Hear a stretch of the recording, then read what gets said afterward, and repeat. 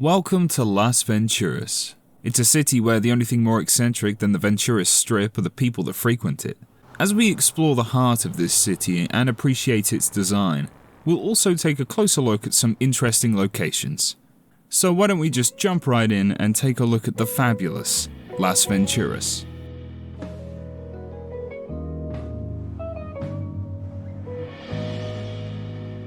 This video was originally going to cover all of Las Venturas and the surrounding desert, but that would have been too much for one video, so for this one, we'll be taking a look at the famous Venturas Strip. Las Venturas is a city that was the brainchild of a Los Santos gangster back in the 40s, and was quickly realized as a haven for gambling and other sins. The Strip is where the heart of Venturas beats to the rhythm of shuffling cards and the siren call of slot machines. It's a monument to chance and indulgence. The casinos aren't just buildings, they're tiny little worlds all of their own, each of them with a distinct character that's there to catch the eye of potential patrons. The old Venturas Strip gives you a good look at the city's origins. The casinos here are smaller, but no less vibrant. Each one stands as a testament to the everlasting appeal of Las Venturas. Its most recognizable sights include a huge Candy Sucks sign, as well as the iconic Avery Carrington sign that lights up bright pink at night. Nearby, the V-Rock Hotel boldly stands as a symbol of another time. Its iconic logo is huge on the side of the hotel. Its beautiful neon guitar and amp tower over the streets below, and they remind you of those glorious Vice City nights back in the 80s. Besides some of the casinos and hotels, there's also a strip club which you can enter. There's not too much I can say about this, of course. As cool and detailed as it is in here, there's obviously so much I could show. So why don't we move on? The Emerald Isle Casino and Hotel stands as the tallest building in Las Venturas. It's located on the northernmost part of the Strip, and it's quite the sight, both night and day. Across the street there's a few stores, both for food and clothing. One of many locations for these chains in Las Venturas. The Starfish Casino is right next to the old Venturas Strip. It's more of a family-oriented casino and hotel. It has a modest facade that hangs over the sidewalk that glows a warm orange, but keeps the rest of the design rather simple. There's also a small motel out on the Strip, giving off an aura of sleaze and other filth. It's a far cry from practically every other establishment in town. Across the road, next to the rather tame Starfish Hotel, sits the Clown's Pocket, a circus-themed hotel and casino. As you can see, the main lobby/casino area is in the style of a circus tent, flags and banners and all. The rest of it looks more conventional, with the Clown's Pocket name plastered over every face of every building. Across the road from that is the Visage, the second tallest casino in Las Venturas, adorned with an incredible water feature with multiple small waterfalls flowing over rock. Entering through those wonderful arches, you'll be surrounded by those trees that guide you to the entrance of this enormous building.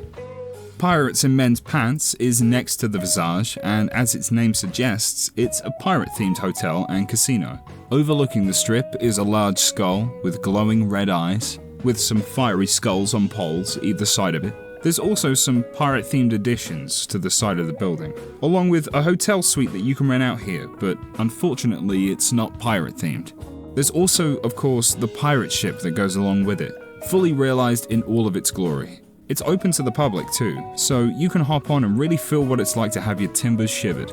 Now we move to the opposite side of the road, again, to talk about one of the more interesting locations in not only the Strip, but Las Venturas as a whole. Caligula's Palace is a casino and hotel that's been a staple of Las Venturas for, at this point, 30 years. And according to sources available to us in, of course, the year 1992, it is the largest hotel in the world at this point. Owing to its name, the decor is styled after Rome, with lots of columns and marble and a large water feature out front. And it's like they say, when in Rome, play and live like Caligula.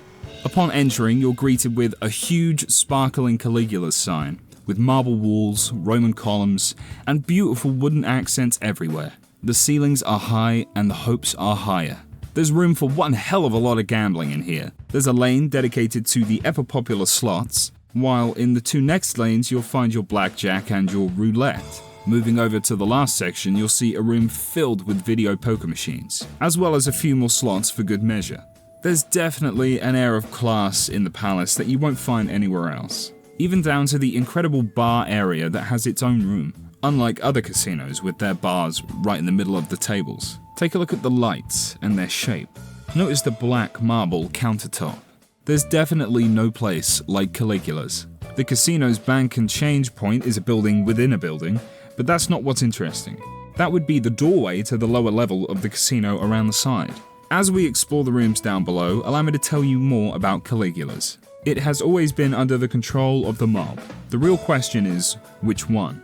Recently, ownership fell under the Sindaco crime family, but soon after, ownership was split and shared between them, the Forelli, and the Leone crime families. The three families employ the anxiety-ridden ex-lawyer Ken Rosenberg as manager. However, with the help of one Carl Johnson, Rosenberg was able to escape from a situation. The triads, along with that same Carl Johnson, were also party to a successful heist that took place at Caligula's in 1992, killing a lot of mafia members and stealing a lot of money. Caligula's is still going to this day, and even famed artists such as OG Loke still come here to perform. Las Venturas is as big today as it ever has been. I hope we can come back soon. Moving on, next to Caligula's is the Royal Casino. There's not much to be said about this casino, past its smaller but regal design. This was the building that rapper Mad Dog once tried to jump from in a failed attempt at ending his life. He did in fact jump, but was saved by a familiar man in a pickup truck down below. Moving again across the road, it's hard to miss the High Roller Casino. It has many perfectly planted trees.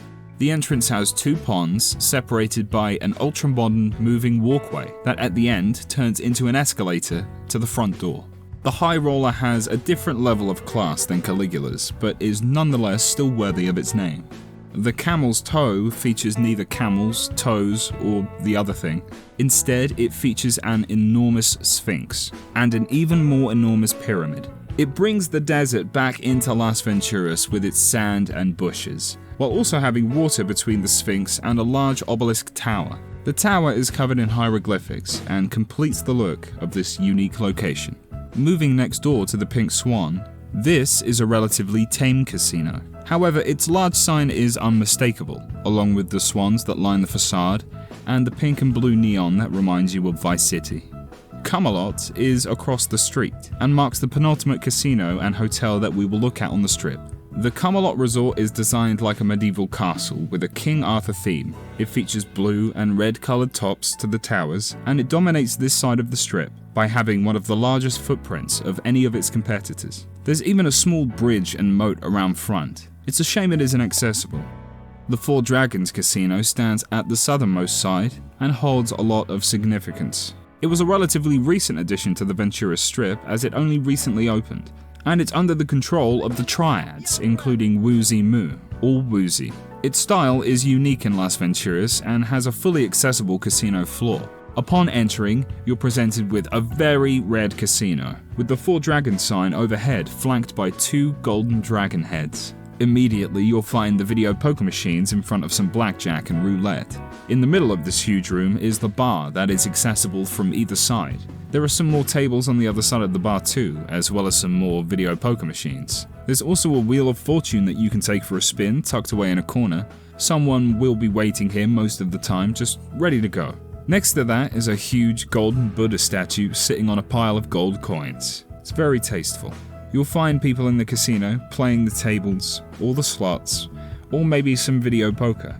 Security guards are roaming around though, so don't try any funny business behind these doors. And maybe you're feeling hungry. The Four Dragons Casino also has a restaurant, though it is empty 100% of the time. And I couldn't tell you where the kitchen is. The Four Dragons Casino is yet another iconic spot on the Las Venturas Strip, and is the perfect place to end this video. But before we go, let's do one last fly-through of the Strip, this time at night.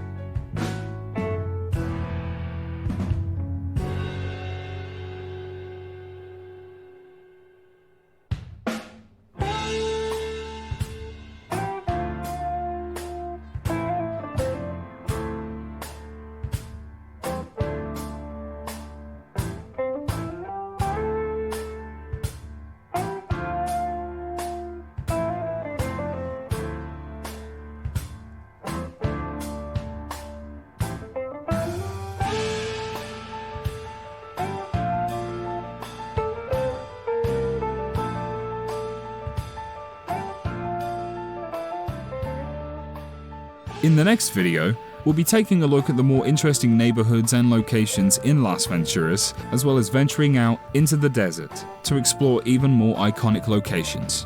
If you enjoyed this video, then please leave a like, as it helps the video get seen. Thank you all for watching, I appreciate it. Keep it breezy, and take it sleazy.